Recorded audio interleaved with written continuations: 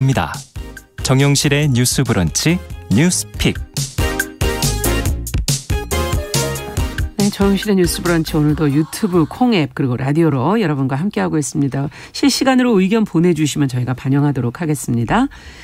자, 뉴스픽으로 오늘 첫 시간 또 문을 열어보죠. 월요일과 수요일은 이 두 분과 함께하고 있습니다. 전혜연 우석대 개공 교수님 안녕하세요. 안녕하세요. 전혜연입니다. 네, 조으론 변호사님 안녕하십니까? 네, 안녕하세요. 조으론입니다.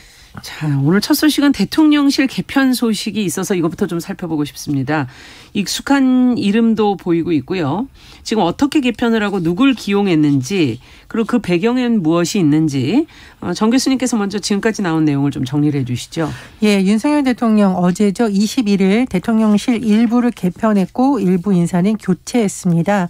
먼저 대통령실이 2실 5수석 체제인데 2실 6수석 체제로 네. 수석 자리가 하나 늘었죠. 바로 정책기획수석이 신설된 건데요. 신설된 이 수석에는 이관섭 무역협회 부회장이 발탁됐습니다. 네. 정책기획수석이 할 일은 앞으로 정책 조율, 정책의 컨트롤타워 역할을 할 것이라는 분석이 나오는데 돌아보면 최근 논란만 봐도 초등 연령 관련해서 만 그렇죠. 5세 입학 가능 여부를 놓고 굉장히 논란이 된 바가 있고 또 장관이 직접 발표를 했었는데 또 이 내용이 예전에는 나왔던 내용이었다가 번복된 것도 모르고 있다라는 등 여러 가지 논란이 제기된 바 있습니다. 이런 부분에서 앞으로 조율을 할 것이다라는 분석이 나오고 있고요. 이관섭 내정자는 산업통상자원부를 거친 행정관료 출신이고 이명박 정부에서 청와대의 대통령 비서실장 보좌관 지금 국민의힘의 전신이죠. 한나라당의 수석 전문위원 등을 역임을 했습니다. 네. 그리고 홍보수석에 김은혜 전 의원이 임명이 됐는데요. 예. 김은혜 전 의원 기자 출신입니다. 선대위 공보단장, 인수위 시절 당시 윤석열 당선인 대변인을 맡았었고요. 이명박 정부에서 청와대에서 대변인을 지내기도 했습니다. 네. 대통령실은 발탁 배경에 대해서 홍보 전문성 그리고 국정 철학 이해도가 높다 이렇게 설명을 한 상황이고요. 국가안보실 2차 장애로는 합참전략기획차장을 거친 임종득 예비역 육군소장이 기용이 됐습니다. 네. 이번에 제가 말씀드린 내용의 핵심 키워드는 정책, 홍보 이 부분에 지금 초점이 가 있습니다. 네, 그러네요. 다만 대통령의 취임 100일을 전후해서 대통령실에 대한 대폭적인 인사 개편이 있을 것이라는 부분은 예상과 달리 이뤄지지 않았다라는 것이 그러네요. 중평입니다. 그리고 여야의 평가가 완전히 다른데요. 여당인 국민의힘은 네. 국민의 뜻을 존중했다. 그리고 민생과 민심에 대한 대통령의 의지를 보여준 것이라는 취지로 평가를 했지만 민주당에서는 인적 참사 부정하고 국민의 인적 쇄신 요구 거부한 마이웨이 선언이다. 이렇게 혹평을 하고 있는 상황입니다. 네. 자, 지금 어쨌든 개편의 지금 정책과 홍보 부분을 이제 강조해 주셨는데, 방향성에 대해서 두 분은 어떻게 평가를 하시는지, 근본적인 해결책이라고 보시는지 두 분 입장을 좀 들어보고 싶습니다. 조 변호사님께서 어떻게 보셨습니까? 일단 앞서 문제가 있었던 뭐 정책 조율하는 기능이라든지 홍보 기능이라든지 이런 부분에 대해서 새로운 직제를 마련을 하고 또 보강하는 측면에서는 어느 정도 좋은 방향이다라고 생각을 합니다. 네. 그런데 지금 이런 인사 혁신, 쇄신과 관련된 문제가 홍보 라인이라든지 정책의 어떤 수석을 새로 직제 개편을 하는 것이 과연 올바른 해결책이었느냐 이런 부분과 생각을 해본다면 조금 본질을 벗어난 외부만 좀 고친 것이 아니냐라는 비판을 좀 면치 않을 수 없을 것 같은데요. 일단 사실 대통령실의 지지도라든지 여러 가지 지금 비판 여론이 있는 것은 이런 홍보가 잘못되었다. 네. 뭐 정책 지금 수석이 없다. 이런 부분이라기보다는 지금 대통령실에서의 그 일부 측근들 인사 그리고 또 정무를 담당하는 그런 비서실장 네. 이런 부분에 대한 국민들이 계속해서 끊임없이 비판을 해왔고 그 부분에 대해서 국민들의 눈높이와 맞지 않다라는 비판이 있어 왔던 것인데 네. 그런 부분에 대해서는 전혀 손을 대지 않고 외관으로 보여지는 뭐 정책이라든지 그리고 그것을 이제 홍보하는 그 홍보 라인만을 조금 더 강화한 것은 사실 문제의 본질이 뭔지를 아직까지 모르고 있고 국민들의 인식과는 조금 맞지 않다라는 비판을 들을 수밖에 없을 것 같습니다. 네, 어떻게 보세요, 정 교수님께서? 네, 비유하자면요. 숲을 못 보고 나무만 봤다 정도 단위가 풀을 몇 포기 건드렸다. 저는 이렇게 혹평을 할 수밖에 없는데 네. 계속 언론에서 지적한 부분이 두 가지거든요. 국정기조 변화, 전폭적인 인사 쇄신 이렇게 해야 민심을 다시 잡을 수 있을 거다라는 거는 뭐 대부분의 언론 야당의 지적뿐만 아니라 여권 내부에서 나온 부분인데 네. 첫 번째로 국정기조의 변화라는 것은 대통령이 그동안 야당과의 협치를 위해서 어떤 노력을 했는지에 대해서 굉장히 비판이 많았거든요. 네. 그리고 굳이 그거를 인사랑 연결시키자면은 정무수석, 이른바 정무 라인들의 핵심들이 하는 역할인데 과연 야당과의 협치가 잘 되었느냐. 가장 정점에는 대통령이 있고 그것을 보좌하는 역할에서는 정무수석 라인에 문제가 있다. 저는 네. 이렇게 생각을 하고요. 두 번째로 변호사님이 잘 짚어주셨는데 인적 쇄신을 하라고 했는데 홍보 담당하는 대변인 격인 수석만 교체한다고 이게 가능할까 저는 의문입니다. 네. 예를 들면은 교육부 장관, 보건복지부 장관 지금 공석이잖아요. 그렇죠. 이거는 홍보 라인에서 하는 거 아니거든요. 예. 대통령 비서실장이라든가 인사와 관련된 비서관들이 하는 일인데 그렇죠. 그 부분은 전혀 담당자가 교체되지 않았습니다. 그럼 이 부분은 아무도 책임을 지지 않는 것이고 앞으로도 이런 잘못된 것이 반복될 수 있다라는 우려가 제기되는 부분이기 때문에 대통령이 그런 부분에 있어서는 민심을 잘 못 읽은 것이 아닌가 좀 이런 생각이 듭니다. 네. 자, 지금 전체적인 평가를 해 주셨고요. 그 좀 세부적으로 들어가서 지금 이번에 나온 정책과 홍보 담당자들의 면면을 조금 더 평가를 인물 평가도 좀 해 봐 주시죠. 지금 특히 김은혜 홍보수석에 대한 우려가 지금 보도에서 많이 나오고 있던데요. 두 분은 어떻게 보십니까? 네, 김은혜 국민의힘 전 의원 같은 경우에는 기존에도 청와대 대변인이라든지 이제 국회의원도 지냈고 네. 또 당선인 시절에 대변인을 지낸 만큼 어떻게 보면은 지금 현재 대통령의 국정 철학을 굉장히 잘 알고 있고 또 기존의 대변인으로서 역할을 여러 차례 수행을 하면서 네. 대변인으로서의 역할에 어느 정도 자질이 충분하다라는 뭐 평을 듣기에는 여러 가지 자질 면으로는 충분하다라고 생각을 합니다.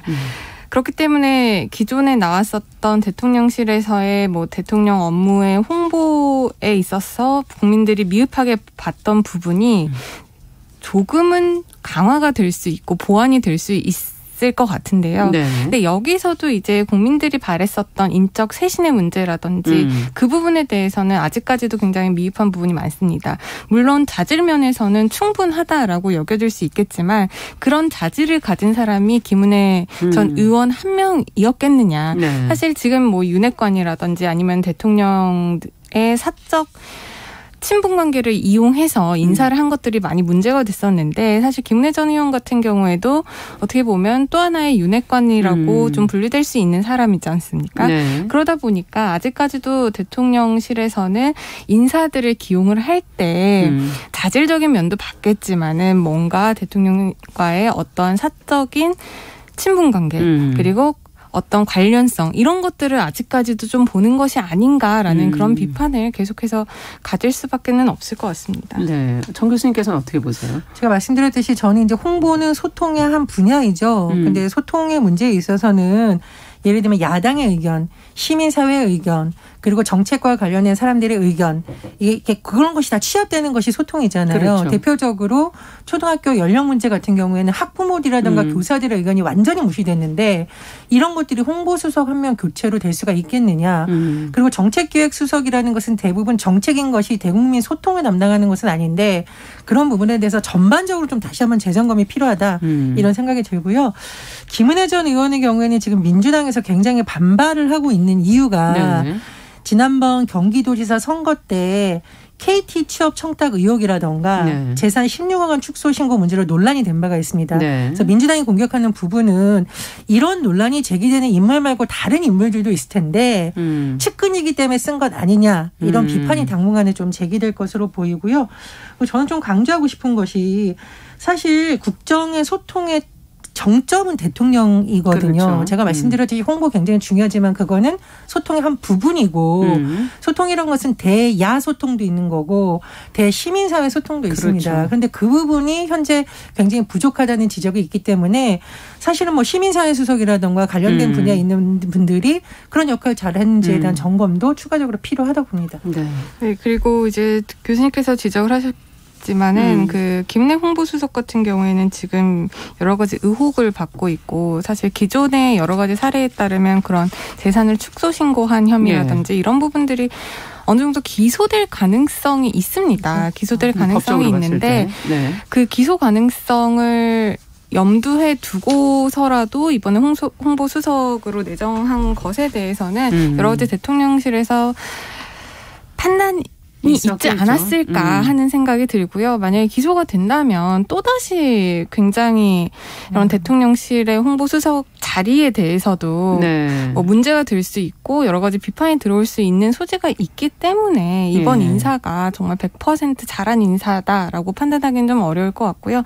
또 하나의 문제는 지금 인적 쇄신이라는 것이 이 정도로 한 것에 대해서도 지금 여당 쪽에서는 잘한 인사다라고 판단을 하고 입장을 내고 있는데 사실 국민들의 눈높이 관점에서 본다면 그리고 대통령이 100일 기자회견에서도 국민들을 그렇게 수차례 언급을 하고 국민들의 눈높이에서 무엇이든지 국민들을 위한 방향으로 하겠다라는 것에 대하면 사실 대통령실이 말하고 있는 국민이 지금 어느 국민인지를 대통령실에서도 한번 판단을 해봐야 되지 않을까 싶어요. 지금 국정 지지율이 뭐 30% 내외로 움직이고 있는데 그 30%의 국민만을 위한 어떤 인적 쇄신이 아니라 우리나라의 온 국민을 위한 좀 그 국민의 눈높이에 맞는 인적 쇄신이 일어나야 되지 않을까 그렇게 생각을 합니다. 그리고 또 하나 짚을 수밖에 없는데 사실 윤석열 대통령을 둘러싼 논란 중에 가장 휘발성 그러니까 막 순식간에 전파되는 요인 중 하나가 배우자인 김건희 여사와 관련된 리스크였어요. 그래서 취임 100일 기자회견 이후에도 논란이 됐던 부분이 그 부분에 대해서 대통령이 조금 더 명확하게 밝혀줬으면 좋겠다라는 지적이 나왔었고 이번 인사도 보면 측근 관리를 어떻게 할지에 대한 부분은 전혀 나오지가 않았습니다. 그래서 언론에서도 계속 특별감찰관 얘기가 나오는 건데 최근에 KBS 뉴스를 보면 윤 대통령도 이걸 뭐 긍정 검토하는 것으로 알려지고 있다라고 하는데요. 그런 의지가 있다면 빨리 절차를 밟아서 임명을 해서 그런 부분을 잘 정리하는 것이 맞다고 봅니다. 네, 그리고 한 가지만 더 말씀을 드리면 이렇게 국민 눈높이에 맞지 않는 조금의 인적 개편으로는 사실 국민들이 만족하지 못하고 계속해서 비판이 쏟아질 수밖에 없습니다. 그러면은 본격적인 본질을 향한 인적 정말 개혁 내지는 쇄신이 계속 요구되어질 수밖에 없는데 문제가 안 그 끝날 시기가 적절한 타이밍에 이런 것들이 이루어져야 대통령의 지지율도 오를 수 있고 대통령실 그리고 우리나라 정부에 대한 국민들의 신뢰도도 높아질 수 있는 부분이기 때문에 그 타이밍에 대해서도 대통령실에서 좀 고민을 많이 해주셨습니다. 면 좋겠습니다. 네, 어쨌든 두 분 다 대통령실의 지금 개편 부분에 대해서 근본적이지는 않다. 조금 더 보완이 필요하다는 입장이신 것 같습니다. 자, 이제 두 번째 뉴스로 또 가보도록 하죠. 지금 이거는 좀 할 얘기가 좀 많으실 텐데 코로나19를 거치면서 지금 간병비가 크게 올라서 간병 파산이라는 말이 나올 정도라고 하죠. 간병비 때문에 요즘에 힘든 분들이 많다고 하는데 어떤 내용이 지금 보도가 되고 있는지 무엇을 좀 들여다봐야 될지 조 변호사님께서 좀 정리를 해 주세요. 네, 간병인들의 하루 일당이 현재 보통 12만 원 안팎이라고 합니다. 몇 년 전까지만 해도 언론 보도에 따르면 하루 7, 8만 원 정도였던 간병비가 코로나19 때문에 인력난이 가중되고 여러 가지 문제가 있어서 이제 현재는 평균 12만 원에서 한 15만 원으로 굉장히 상승이 되었다라고 하는데요. 만약에 이런 평균적인 수준의 간병비에다가 그 환자가 뭐 소변줄을 끼워야 된다거나 거동이 불편해서 휠체어를 타야 된다거나 하면은 하루에 19만 원까지도 그러니까 추가되는 비용들이 있다라고 합니다. 그러다 보니까 이렇게 간병을 하게 되면 간병인을 고용하게 되면 가계의 부담이 늘어나고 그러다 보면 이제 간병으로 파산에 이른다라는 간병 파산이라는 말까지 나오고 있는 상황이라고 합니다. 언론 보도에 따르면 여러 가지 사례들이 지금 나오고 있는데요. A씨, 58세 A씨입니다. 지난달 서울 한 재활병원에 입원했던 80대 노모의 퇴원 절차를 밟을 수밖에 없었다라고 합니다. 작년부터 부터 이제 간병비가 오르기 시작해서 지금 현재 하루 14만 원. 네. 그렇다 보면은 이제 한 달이면 400만 원이 그렇죠. 넘어갑니다. 그럼 도저히 이제 감당할 수준이 안 됐다라고 하는데요. 거기다가 간병비뿐만 아니라 병원비까지 더하면 한 달에 80대 노모의 부양비가 600만 원을 육박을 했다고 해요. 그래서 이 A씨 같은 경우에는 이제 2년간은 마이너스 통장으로 버텨왔는데 이제 간병 파산을 앞두고 있어서 할 수 없이 퇴원을 하게 되었다라는 그렇군요. 사례가 지금 보도가 되고 있고요. 네. 이제 B씨 같은 경우에는 이제 19살 때부터 장애인 어머니를 홀로 돌보고 있었는데 이제 자신이 교통사고가 나서 허리 수술을 받으면서 2년 6개월 동안 또 자신도 일을 할 수 없었다고 합니다. 네. 의료비와 생활비를 충당하기 위해서 이제 사채까지 쓰게 됐고요. 그런데 자기뿐만 아니라 어머니도 이제 허리 디스크로 인해서 재수술을 받으면서 빚이 4천만 원까지 이제 불어났다고 합니다. 영업직으로 일을 하면서 아르바이트를 해서 월 수입이 250만 원가량 지금 벌고 있는데 어머니 수술비, 약값 이러다 보면은 200만 원이 어머니 앞으로 들어간다라고 합니다. 예. 그래서 이제 간병 파산을 고민하고 있다라고 하는 사례가 또 보도가 됐고요. 또 한 사례는 27살 때부터 몸이 불편한 장애인 어머니를 돌본 C씨가 이제 5년 정도의 대학병원 치료를 다니는 어머니의 의료비로 월 100만 원 정도 넘는 금액을 혼자 부담을 해야 됐다고 해요. 네. 근데 이 C씨 같은 경우에는 이제 콜센터 단기 계약직으로 일을 하고 있었는데 이 일을 하다가 어머니가 또 넘어져서 병원에 입원을 하다 보니 간병인을 고용을 할 수밖에 없었다고 합니다. 왜냐하면 본인은 계속 콜센터에 나가서 일을 해야 되니까요. 네. 그런데 하루 간병비 13만 5천 원. 그러다 보면은 이제 한 달이면은 또 이것도 이제 400만 원이 넘어가는 그러네요. 거죠. 네. 콜센터에서 한 300만 원 정도의 월급을 받고 있는데 그것으로는 전혀 마이너스네요. 간병비를 부담하지 못하고 있어서 지금 어떻게 해야 되는지 고민이다. 이런 보도들이 쏟아지고 있습니다. 그러다 보니 이제 공동 간병을 선택하는 보호자들도 늘고 있다고 해요. 네. 한 명이 1대1로 케어를 하면 14만 원에서 19만 원인데 공동 간병인이라고 하면 두세 명을 같이 간병인 하는 한 명인이 건가요? 한 4인실 4인실 4명 정도를 이제 간병을 하는 것인데 그러다 보면은 이제 혹시라도 비용적인 면에선 절감이 되겠지만 여러 가지 또 가족들 입장에선 불안 요소가 있다 보니 그렇죠. 이것을 어떻게 해야 될지 고민이라고 하는 보도들이 계속해서 나오고 있습니다. 네. 자, 지금 간병비 부담을 줄이기 위해서 뭐 지금 공동 간병 이런 표현까지 지금 해주셨는데 여러 가지가 지금 거론이 되고 있는 것 같고 지금 있는 간호간병 통합 서비스를 확대하고 또 의료 이거 돌봄 이걸 좀 통합해야 된다는 것 전부터 저희가 이제 방송을 하면서 말씀을 드렸었는데 지금 전문 간병인 제도, 간병비 급여화 뭐 이런 얘기도 지금 나오고 있고요. 두 분께서는 이제 이 사안을 들여다보시면서 어떤 부분이 문제이고 어떻게 그럼 해결할 수 있다고 보시는지 정 교수님께 먼저 좀 여쭤보죠. 일단 이제 변호사님이 말씀해 주신 내용의 핵심은 간병비를 개인이 감당할 수 없는 수준까지 되었다는 거잖아요. 그렇죠. 이제 그분들이 하는 노동력에 비해서 싸다 비싸다를 논하려는 것이 네. 아니라 도저히 이것은 개인의 차원에서 할 수 있는 선을 넘어서고 있는 것이고 그리고 지금 완전 초고령화 사회로 우리나라가 가고 있잖아요. 인원이 계속 늘어날 거고. 예, 그런 상황에서 이게 개인의 문제가 아니라 전 사회가 공통적으로 안게 될 문제이니까 지금부터 이걸 점검한다 그렇죠. 해야 된다는 얘기가 나오고 있는 거고요.